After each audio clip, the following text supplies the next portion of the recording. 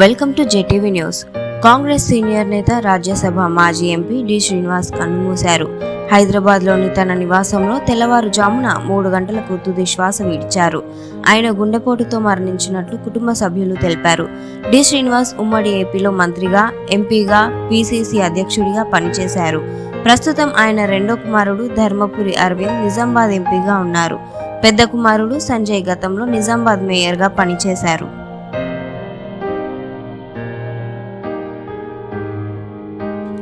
Welcome to JTV news.